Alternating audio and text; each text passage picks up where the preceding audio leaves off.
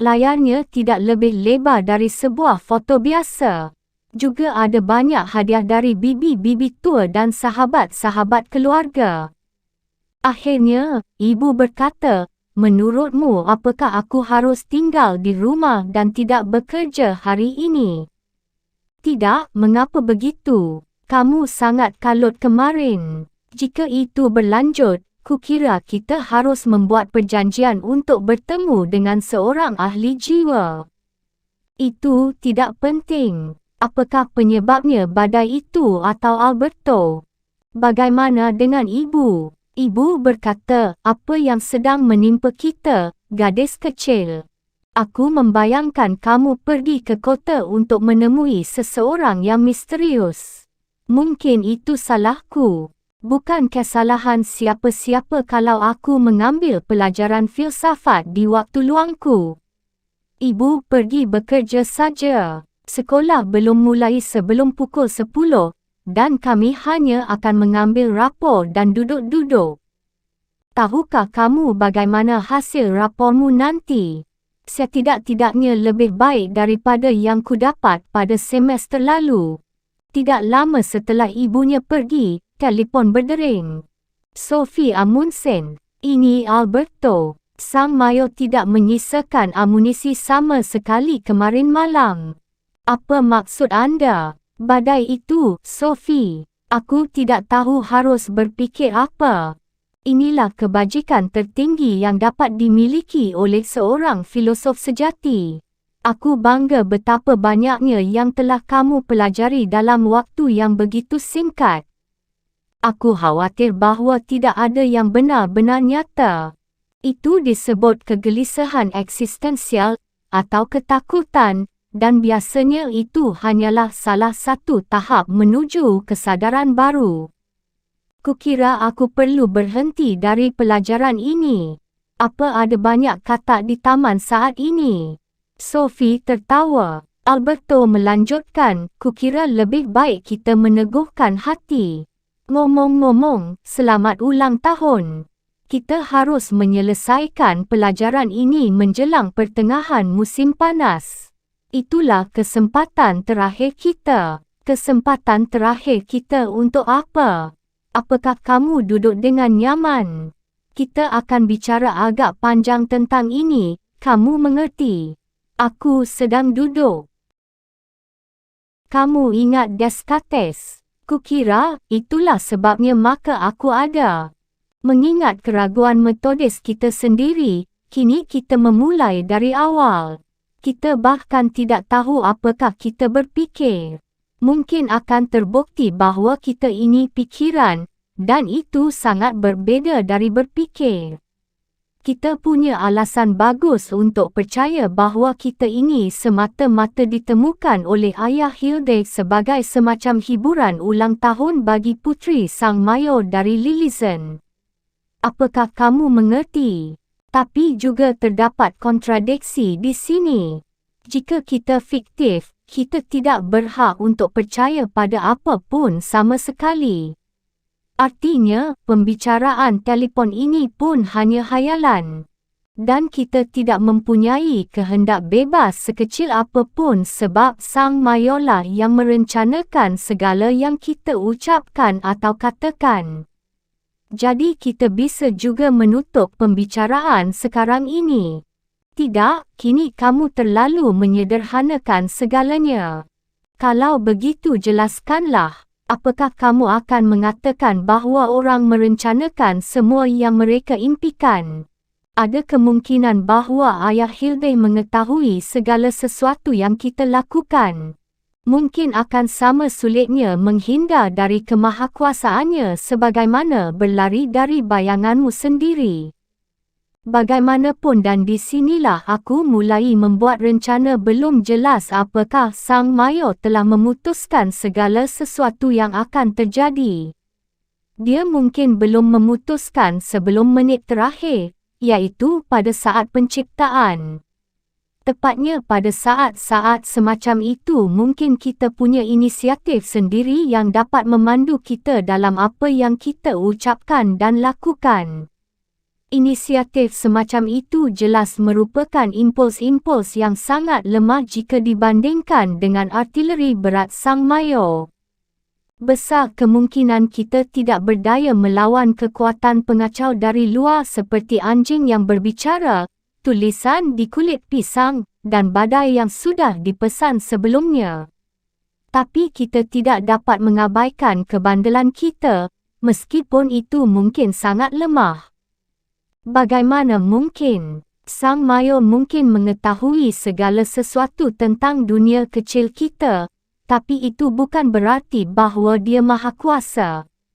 Bagaimanapun kita harus berusaha untuk menerima bahawa dia bukan yang maha kuasa. Kukira aku mengerti ke mana anda akan melangkah dengan ini.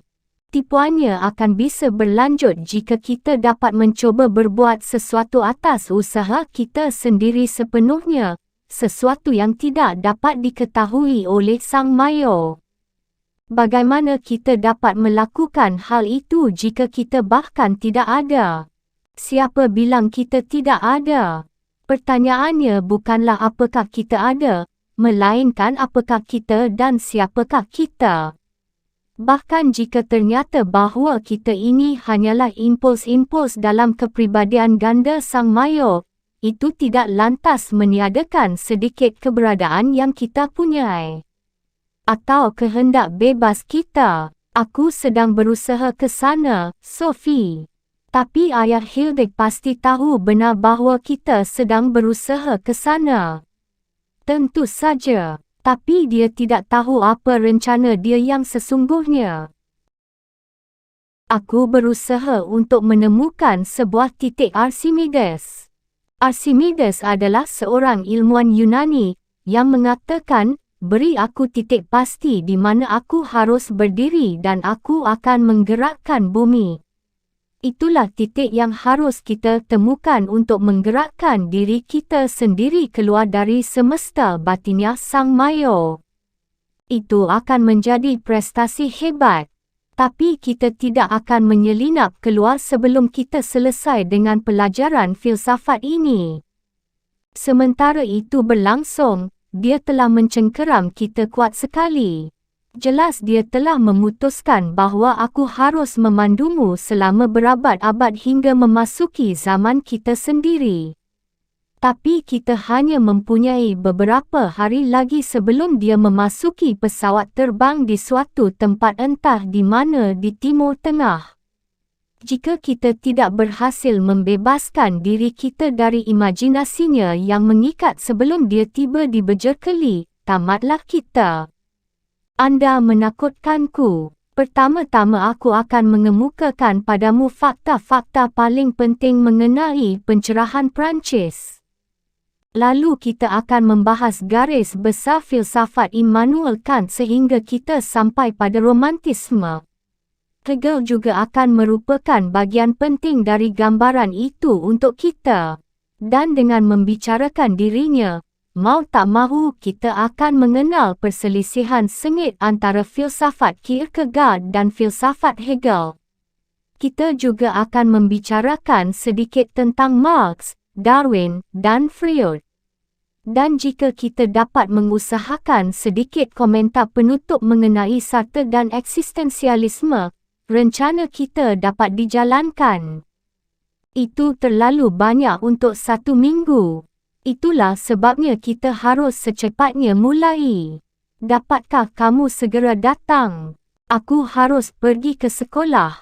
Kami mengadakan pertemuan kelas dan kemudian menerima rapor, kata Sophie. Tinggalkan saja. Jika kita hanya fiktif, adalah imajinasi semata bahawa permen dan soda itu punya rasa. Kata Alberto. Tapi raporku, kata Sophie. Sophie, kamu ini hidup dalam suatu alam raya yang menakjubkan di atas sebuah planet kecil yang merupakan salah satu dari ratusan miliar galaksi atau kamu merupakan hasil dari beberapa impuls elektromagnetik di dalam pikiran Sang Mayor. Dan kamu malah bicara soal rapor. Kamu mestinya malu pada dirimu sendiri, kata Alberto. Maafkan aku, kata Sophie. Jean-Paul Sartre. Tapi lebih baik kamu pergi ke sekolah sebelum kita bertemu. Barangkali akan memberi pengaruh buruk pada Hilde jika kamu bolos pada hari terakhir sekolahmu. Dia mungkin tetap pergi ke sekolah bahkan pada hari ulang tahunnya. Dia itu malaikat, kamu tahu, kata Alberto. Kalau begitu aku akan datang langsung dari sekolah, kata Sophie. Kita bisa bertemu di gubuk Sang Mayor. Hilde membiarkan map itu jatuh ke pangkuannya. Ayahnya telah mengusik kesadarannya. Dia benar-benar bolos pada hari terakhir sekolahnya. Sungguh licik. Dia duduk sebentar sambil bertanya-tanya rencana apa yang sedang dibuat Alberto. Haruskah dia mencuri baca halaman terakhir? Tidak, itu curang. Lebih baik dia bergegas dan membacanya hingga selesai. Tapi dia yakin Alberto benar dalam satu hal penting, iaitu bahawa ayahnya dapat melihat segala sesuatu yang akan terjadi pada Sophie dan Alberto. Tapi, sementara dia sedang menulis, dia barangkali tidak tahu apa saja yang mungkin akan terjadi. Dia mungkin mengabaikan sesuatu kerana terburu-buru, sesuatu yang mungkin tidak disadarinya hingga lama setelah dia selesai menulis. Dalam situasi semacam itu, Sophie dan Alberto pasti akan mendapat banyak peluang. Sekali lagi Hilde mempunyai keyakinan yang sangat kuat bahawa Sophie dan Alberto benar-benar ada. Air tenang menghanyutkan, katanya dalam fikiran. Mengapa gagasan itu datang padanya? Itu jelas bukan pikiran yang berkelebat di permukaan. Di sekolah, Sophie mendapatkan banyak perhatian sebab kini hari ulang tahunnya.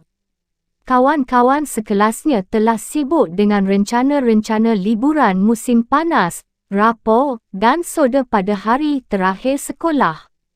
Begitu guru membubarkan kelas dengan ucapan selamat berlibur, Sophie berlari pulang. Joanna berusaha memperlambat langkahnya, tapi Sophie berseru bahawa ada sesuatu yang harus dilakukannya. Di kotak surat dia menemukan 2 kartu dari Lebanon. Keduanya adalah kartu ucapan selamat ulang tahun ke-15 tahun.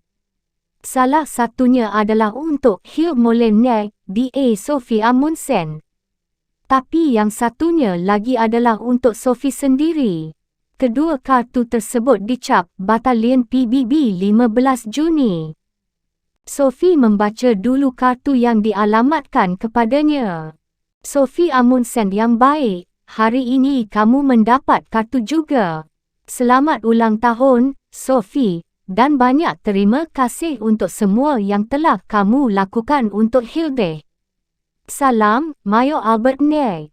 Sophie tidak yakin bagaimana harus bereaksi setelah ayah Hilde akhirnya menulis kepadanya juga. Kartu Hilde berbunyi, Hilde sayang, aku tidak tahu hari atau jam berapa saat ini di Lillison. Tapi, seperti yang pernah kukatakan, itu tidak banyak bedanya. Sepanjang aku mengenalmu, aku tidak terlalu terlambat memberi ucapan selamat kepadamu dari sini. Tapi jangan tidur terlalu malam. Alberto akan segera menceritakan kepadamu tentang pencerahan Perancis. Dia akan memusatkan perhatian pada 7 hal, iaitu 1. Tentangan terhadap kekuasaan, 2. Rasionalisme, 3. Gerakan pencerahan, 4. Optimisme kebudayaan, 5. Kembali ke alam, 6. Agama alamiah, 7. Hak asasi manusia. Sang Mayor jelas masih mengawasi mereka berdua. Sophie masuk ke dalam rumah dan menaruh buku rapor dengan semua nilai A di atas meja dapur. Lalu, dia menyelinap melalui pagar tanaman dan berlari ke dalam hutan. Tak lama kemudian, dia kembali mendayung menyeberangi danau kecil itu. Alberto sedang duduk di undakan pintu ketika dia tiba di gubuk. Dia memanggil Sophie untuk duduk di sampingnya. Cuaca cerah meskipun ada sedikit kabut di tengah udara lembap yang berarak menuju danau. Seakan-akan keadaan belum begitu pulih akibat badai sebelumnya. Mari kita segera mulai, kata Alberto. Setelah Hume, filosof besar selanjutnya berasal dari Jerman, Immanuel Kant. Tapi Perancis juga mempunyai banyak ahli fikir penting pada abad ke-18. Dapat kita katakan bahawa pusat gaya berat filsafat di Eropah abad ke-18 adalah di Inggeris pada paruh pertama, di Perancis pada pertengahan, dan di Jerman menjelang akhir abad tersebut. Pergeseran dari barat ke timur, dengan kata lain, persis, akan aku kemukakan garis besar gagasan-gagasan yang sama-sama dimiliki oleh kebanyakan filosof pencerahan Perancis. Nama-nama yang penting adalah Montesquieu, Voltaire, dan Rousseau, tapi sebenarnya masih banyak lagi yang lain. Aku akan memusatkan perhatian pada 7 hal. Terima kasih, aku benar-benar sudah tahu itu. Sophie menyerahkan padanya kartu dari ayah Hill. Alberto mendesah dalam-dalam. Mestinya dia tidak perlu repot-repot. Jadi kata kunci pertamanya adalah tentangan terhadap kekuasaan. Banyak filosof pencerahan Perancis mengunjungi Inggeris, yang dalam banyak hal lebih liberal dibandingkan dengan tanah air mereka sendiri, dan terbangkitkan minatnya oleh ilmu pengetahuan alam Inggeris, terutama oleh Newton dan fisika universalnya. Tapi mereka juga terilhami oleh filsafat Inggeris, terutama oleh Locke dan filsafat politiknya. Begitu kembali ke Perancis, mereka menjadi semakin menentang kekuasaan lama. Mereka menganggap penting untuk tetap bersikap skeptis menghadapi seluruh kebenaran warisan itu, gagasan bahawa individu harus menemukan jawabannya sendiri untuk setiap pertanyaan. Tradisi Descartes banyak berpengaruh dalam hal ini. Sebab dialah yang membangun semuanya dari dasar. Benar sekali, tentangan terhadap kekuasaan terutama ditujukan pada kekuasaan pendeta, raja, dan kaum bangsawan. Pada abad ke-18, lembaga-lembaga ini mempunyai kekuasaan jauh lebih besar di Perancis daripada di Inggeris. Lalu datanglah Revolusi Perancis pada tahun 1789. Tapi gagasan-gagasan revolusi itu sudah timbul jauh sebelumnya. Kata kunci berikutnya adalah rasionalisme. Kukira rasionalisme telah wafat bersama Hume. Hume sendiri belum meninggal sampai tahun 1776. Itu berarti kira-kira 20 tahun setelah Montesquieu dan hanya 2 tahun sebelum Voltaire dan Rousseau, keduanya meninggal pada tahun 1778. Tapi ketiganya telah pergi ke Inggeris dan akrab dengan filsafat Locke. Kamu mungkin ingat bahawa Locke tidak konsisten dengan empirismenya. Dia percaya, misalnya, bahawa iman kepada Tuhan dan norma-norma moral tertentu melekat pada akal manusia. Gagasan ini juga merupakan inti pencerahan Perancis. Anda juga mengatakan bahawa orang Perancis selalu lebih rasional dibandingkan dengan orang Inggeris. Suatu perbezaan yang sudah ada sejak abad pertengahan. Jika orang Inggeris berbicara tentang common sense, orang Perancis biasanya berbicara tentang evidence. Ungkapan bahasa Inggeris itu berarti apa yang diketahui semua orang, dan ungkapan Perancis itu berarti apa yang jelas bagi akal seseorang, tentunya. Aku mengerti, kata Sophie. Seperti para humanis dari zaman Yunani kuno, misalnya Sokrates dan kaum Stoik, kebanyakan filosof pencerahan mempunyai keyakinan yang tak tergoyahkan pada akal manusia. Ini demikian khas sehingga pencerahan Perancis sering dinamakan zaman kejayaan akal. Ilmu-ilmu pengetahuan alam yang baru telah mengungkapkan bahawa alam bergantung pada akal. Para filosof pencerahan menganggap bahawa mereka berkewajiban untuk membangun landasan bagi ajaran moral, agama, dan etika sesuai dengan akal manusia yang abadi. Ini mendorong timbulnya gerakan pencerahan. Hal ketiga, kini tiba waktunya untuk mulai mencerahkan masa. Inilah yang menjadi dasar bagi suatu masyarakat yang lebih baik. Orang-orang beranggapan bahawa kemiskinan dan penindasan merupakan akibat kebodohan dan takhayul. Oleh kerana itu, perhatian besar dipusatkan pada pendidikan anak-anak dan juga rakyat. Bukan kebetulan bahawa ilmu pendidikan dilahirkan pada zaman pencerahan. Jadi, sekolah dibuka sejak abad pertengahan dan pedagogi sejak zaman pencerahan. Dapat kamu katakan begitu? Monumen terbesar bagi gerakan pencerahan itu sendiri sudah merupakan ensiklopedi raksasa. Aku mengacu pada ensiklopedi 28 jilid yang diterbitkan pada tahun-tahun antara tahun 1751 hingga 1772. Seluruh filosof dan penyair besar memberikan sumbangan mereka. Segala sesuatu dapat ditemukan di sini. Demikian dikatakan dari cara jarum dibuat hingga cara meriam ditemukan. Hal selanjutnya adalah optimisme kebudayaan, kata Sophie. Maukah kamu menolongku dengan menyingkirkan kartu itu sementara aku berbicara? Para filosof pencerahan beranggapan bahawa begitu akal dan pengetahuan tersebar luas, umat manusia akan membuat kemajuan besar. Hanya soal waktu sebelum irasionalisme dan kebodohan memberi jalan pada peri kemanusiaan yang telah dicerahkan. Pemikiran semacam ini dominan di Eropah Barat hingga beberapa dasawarsa terakhir. Kini kita tidak lagi yakin bahawa seluruh perkembangan itu mendatangkan kebaikan. Tapi kritik terhadap peradaban ini telah disuarakan oleh para filosof pencerahan Perancis. Mungkin kita mestinya mengikuti kata mereka. Bagi sebagian orang, bencana baru itu adalah kembali ke alam. Tapi alam bagi para filosof pencerahan berarti nyaris sama dengan akal, sebab akal manusia merupakan persembahan dari alam dan bukannya dari agama atau peradaban. Telah terbukti bahawa yang disebut orang-orang primitif itu seringkali lebih sihat dan lebih bahagia dibandingkan dengan orang-orang Eropah, dan ini, katanya, kerana mereka belum berbudaya. Rousseau menawarkan pemecahan bagi bencana itu, kita harus kembali ke alam.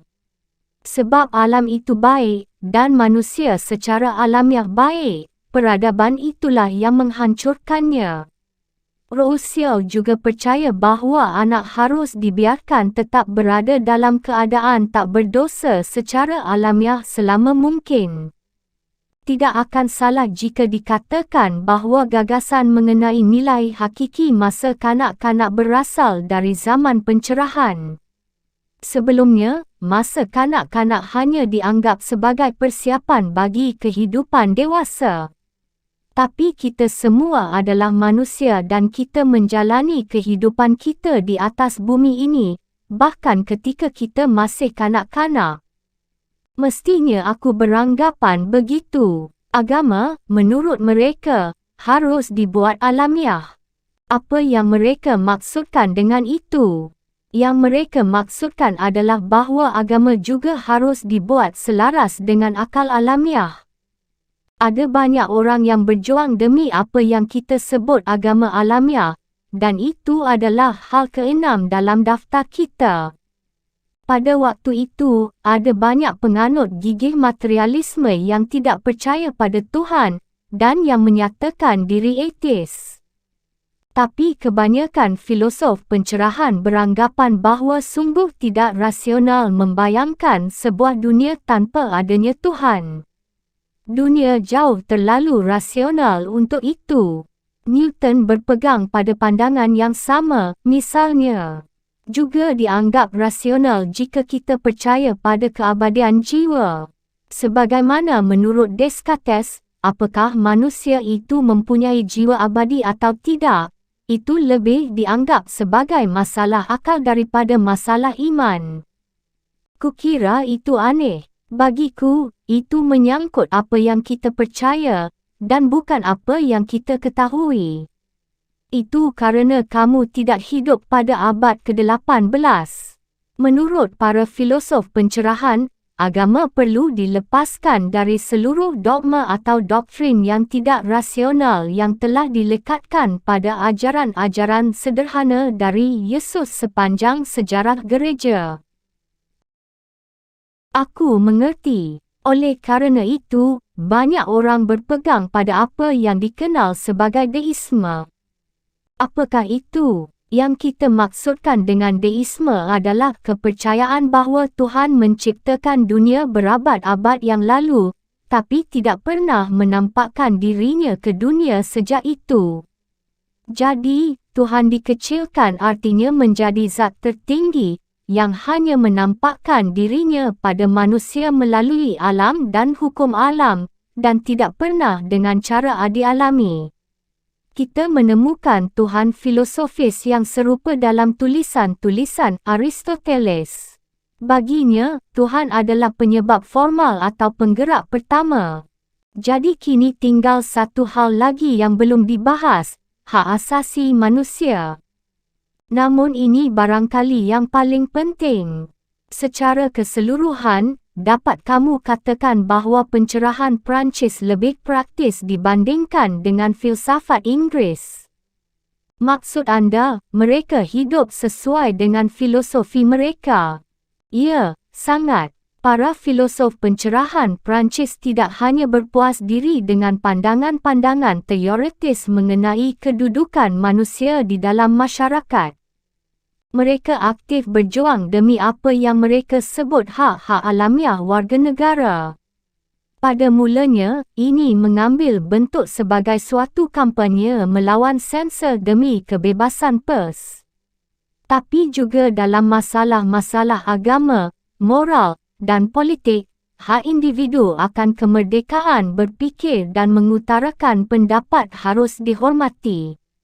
Mereka juga berjuang demi penghapusan perbudakan dan perlakuan yang lebih manusiawi terhadap para penjahat.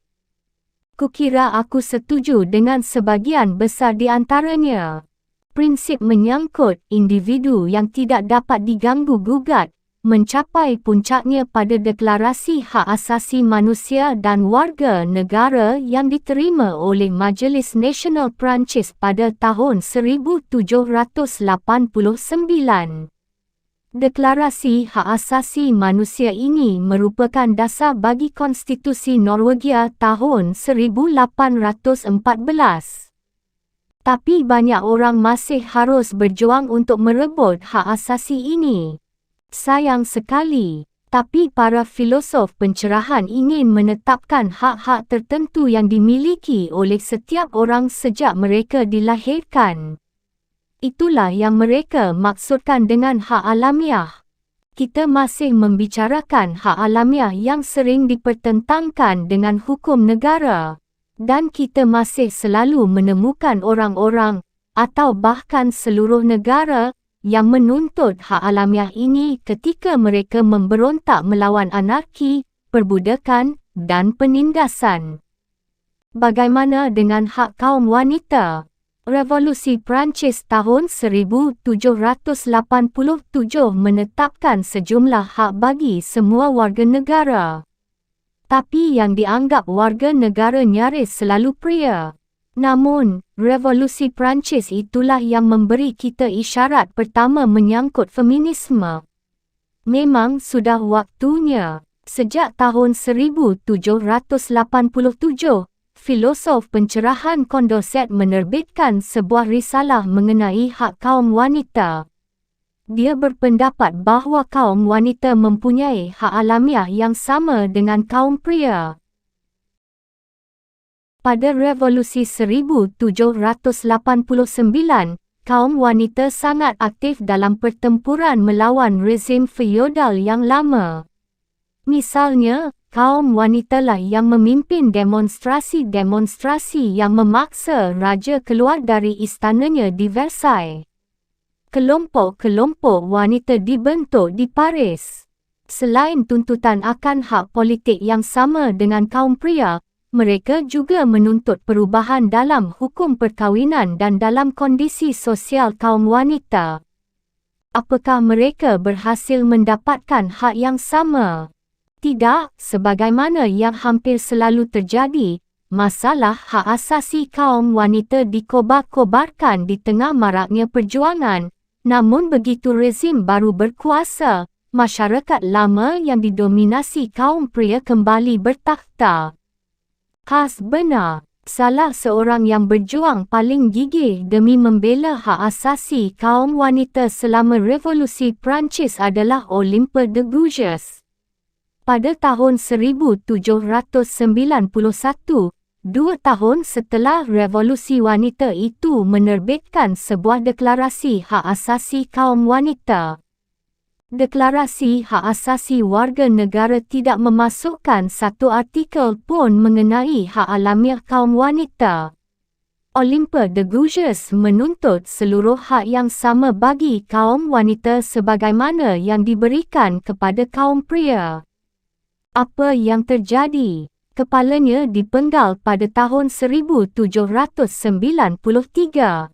Dan seluruh aktivitas politik bagi kaum wanita dilarang.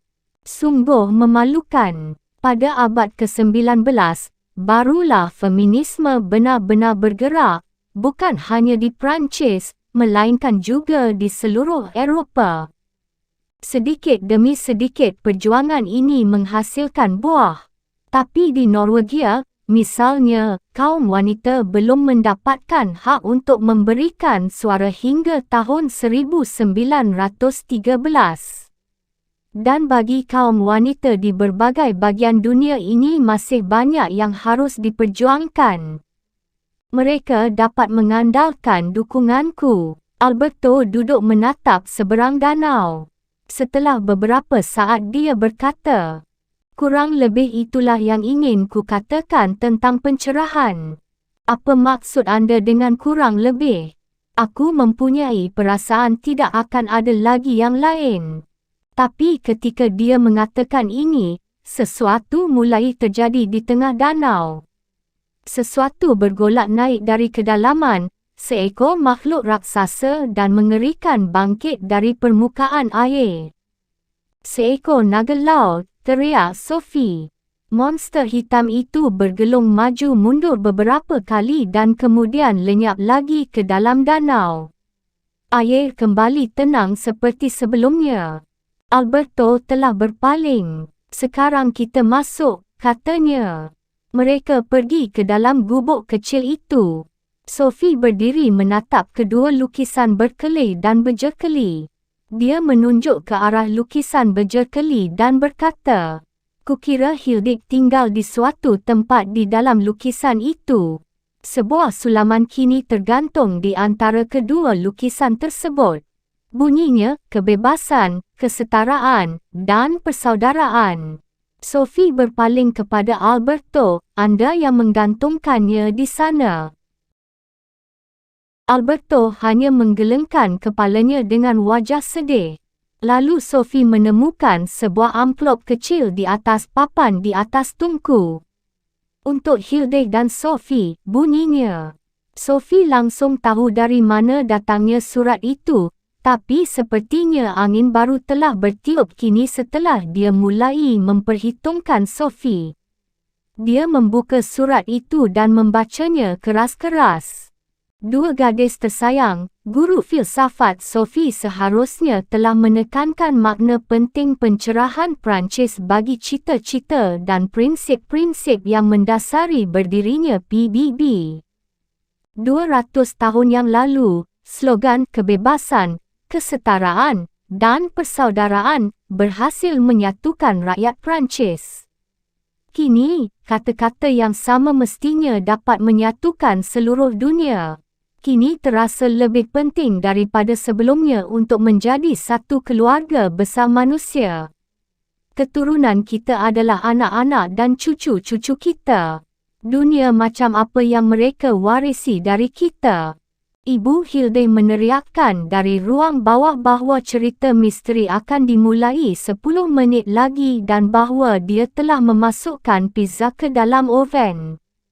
Hilde benar-benar kecapekan setelah membaca begitu lama. Dia telah terjaga sejak jam 6 pagi. Dia memutuskan untuk melewatkan waktu sore dengan merayakan hari ulang tahunnya bersama ibunya. Tapi pertama-tama dia harus melihat sesuatu dulu di dalam ensiklopedinya. Guges bukan The Guges. Lagi-lagi bukan. Olympe The Guges. Masih kosong. Ensiklopedi ini tidak menuliskan sepatah kata pun mengenai wanita yang dipenggal kepalanya kerana komitmen politiknya. Bukankah itu memalukan? Tentunya wanita itu bukan hanya seseorang yang dikarang-karang sendiri oleh ayahnya. Hilde berlari menuruni tangga untuk mengambil ensiklopedi yang lebih besar.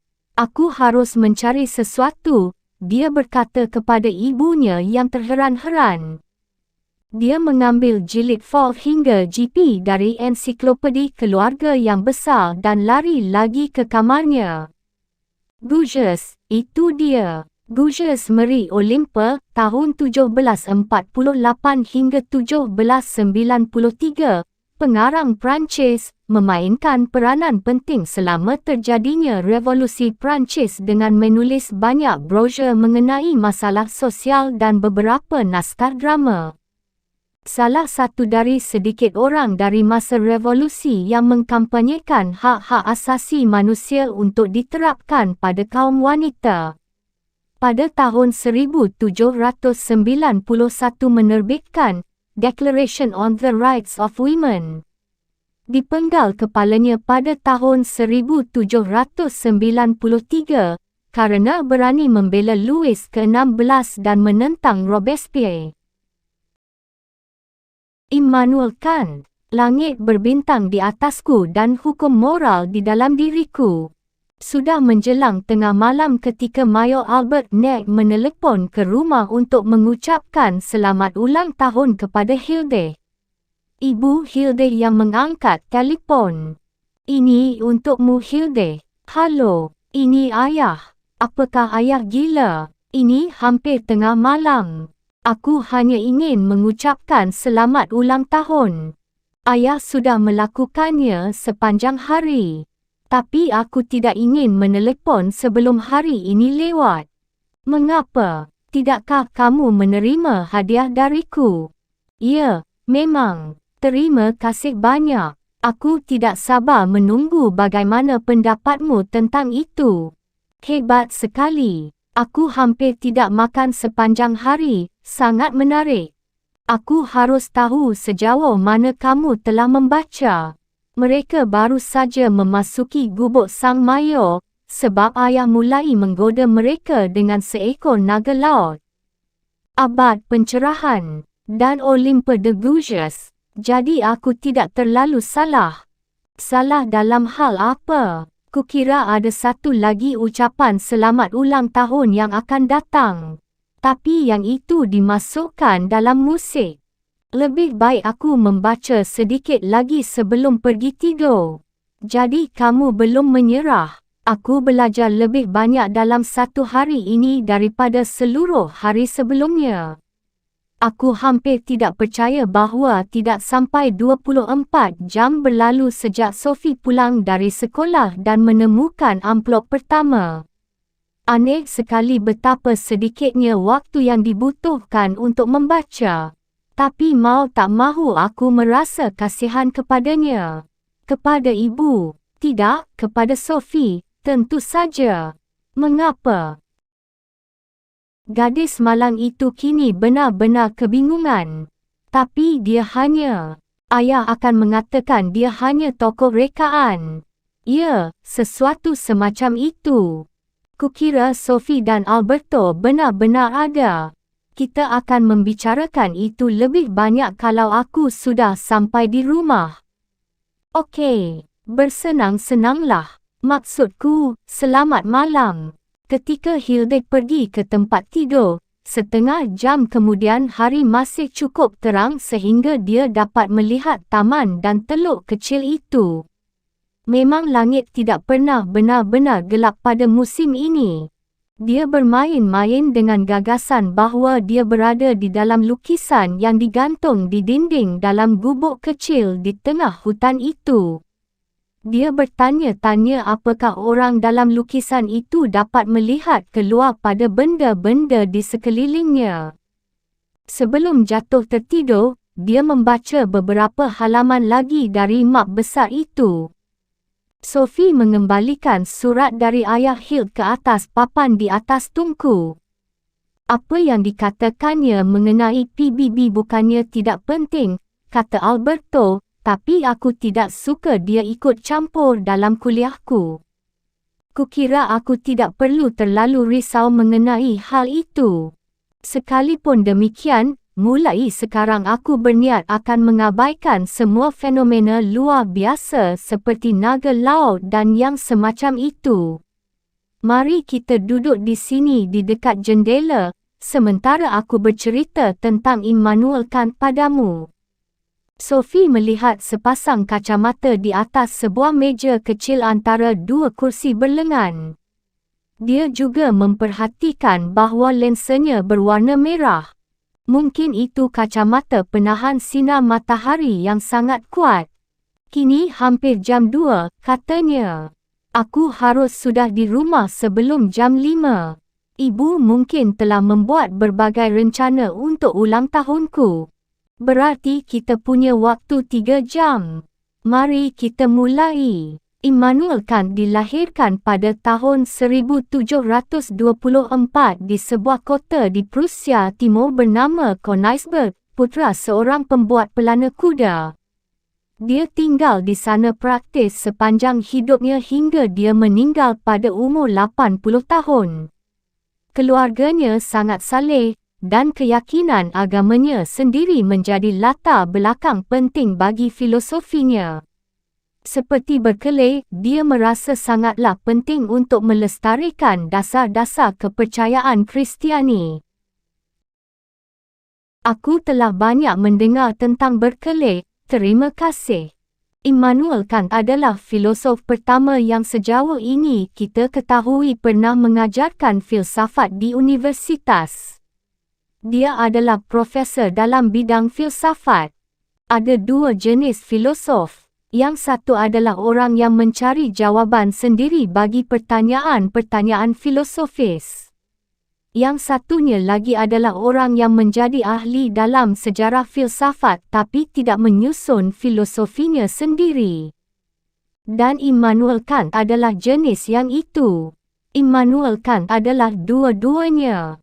Jika dia hanya seorang profesor yang cemerlang dan ahli mengenai gagasan-gagasan dari para filosof lain, dia tidak akan pernah mengukir namanya sendiri dalam sejarah filsafat. Tapi penting untuk dicatat bahawa Immanuel Kant mempunyai landasan kuat dalam tradisi filsafat masa lalu. Dia akrab dengan rasionalismenya Descartes dan Spinoza serta empirisismenya John Locke, Berkeley, dan David Hume. Aku minta anda tidak menyebut Berkeley lagi.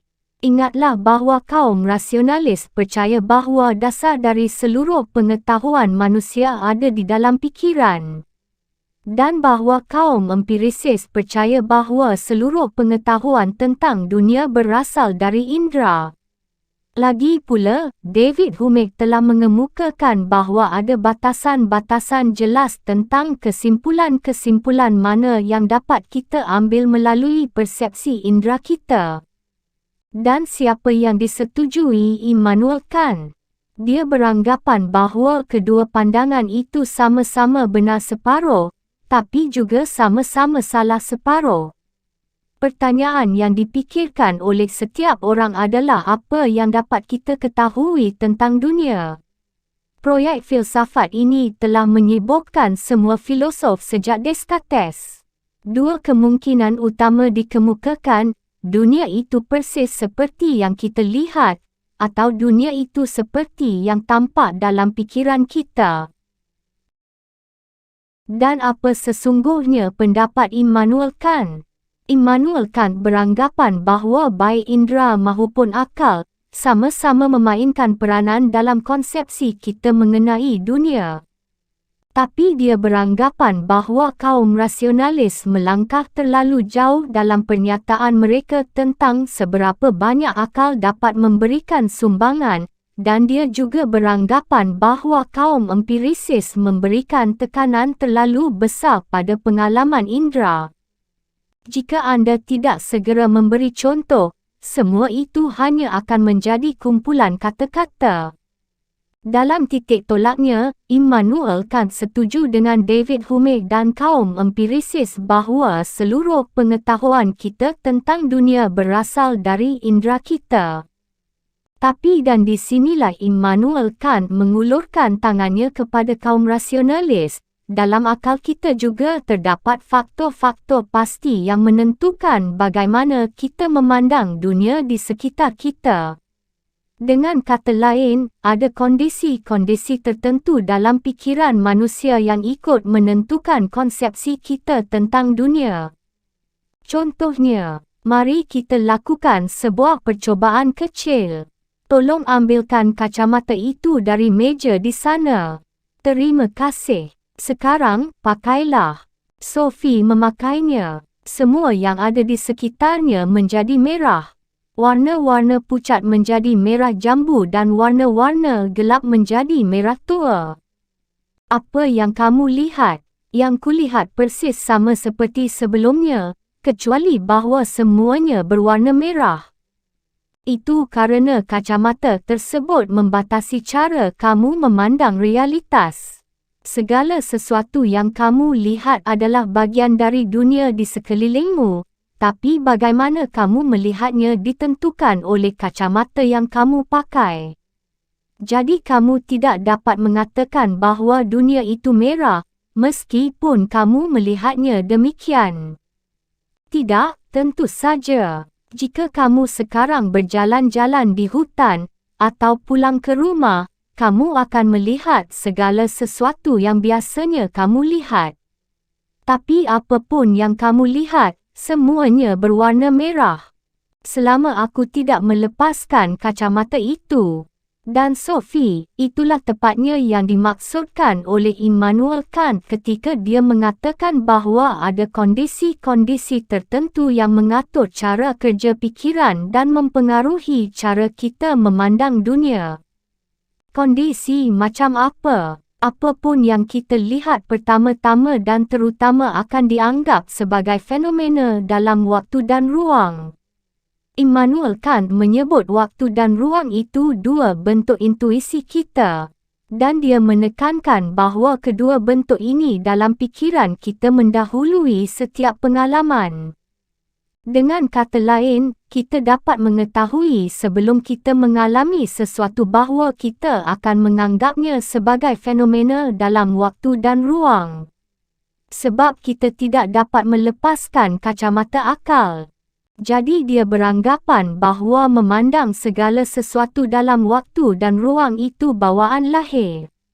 Ya, sedikit banyak. Apa yang kita lihat mungkin bergantung pada apakah kita dibesarkan di India atau di Greenland, tapi apapun kita memandang dunia sebagai serangkaian proses dalam waktu dan ruang.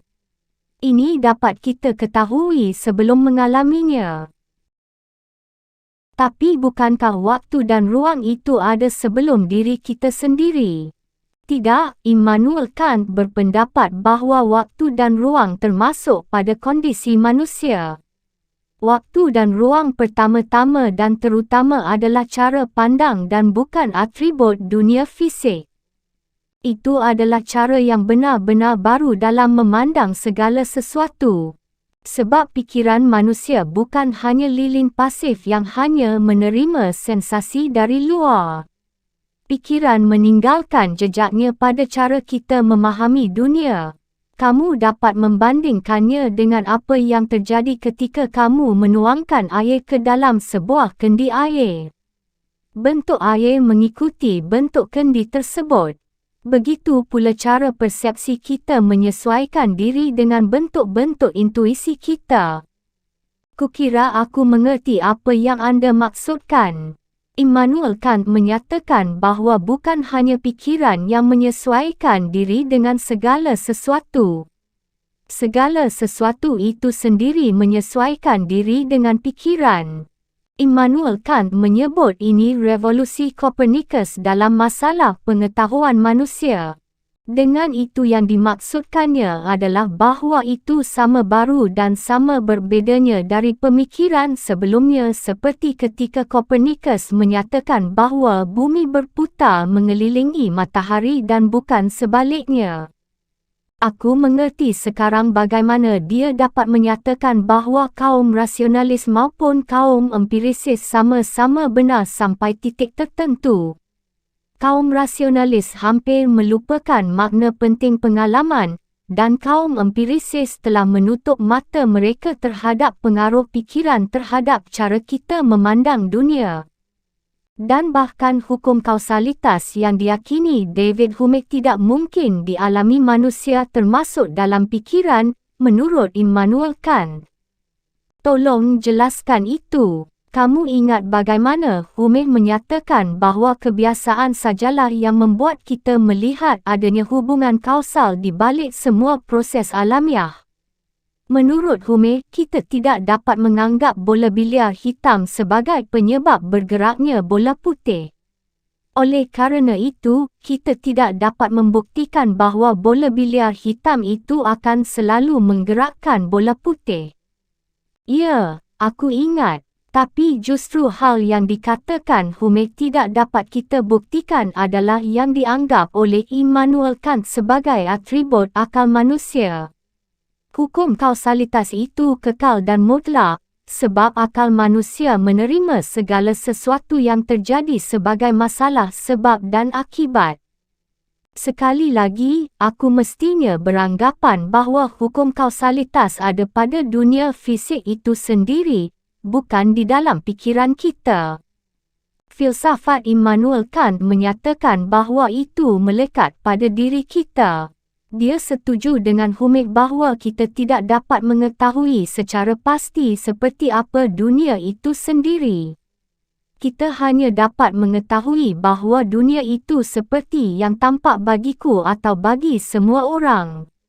Sumbangan terbesar yang diberikan Immanuel Kant pada filsafat adalah garis pembatas yang ditariknya antara benda-benda itu sendiri das Ding an sich dan benda-benda sebagaimana yang tampak di mata kita. Bahasa Jermanku tidak begitu bagus. Immanuel Kant mengemukakan perbezaan jelas antara benda itu sendiri dan benda itu bagiku. Kita tidak pernah dapat mempunyai pengetahuan tentang benda-benda itu sendiri. Kita hanya dapat mengetahui bagaimana benda-benda itu tampak bagi kita.